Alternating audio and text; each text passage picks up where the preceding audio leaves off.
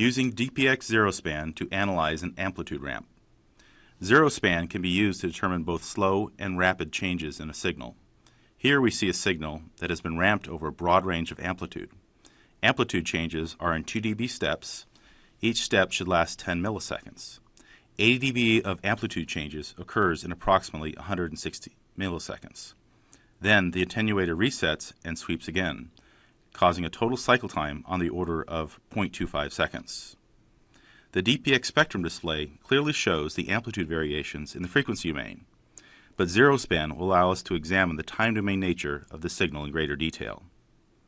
By setting the span to 0, then sweep speed automatically sets to 50 milliseconds, and the trigger is currently free run.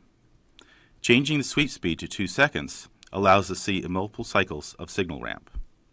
For monitoring over long periods of time, DPX Zero Span can be set to the roll mode. This is similar in function to how an oscilloscope can operate and is not available in other signal analyzers. The instrument updates the screen from the right side of the display and produces a continuous strip chart of the signal activity. The time on the screen may be set to as high as 2,000 seconds for continuous monitoring of slowly changing signals.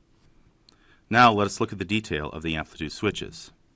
First, the sweep speed is set to 500 milliseconds to display just a couple of ramp cycles, and triggering is set to the top amplitude at the center of the screen.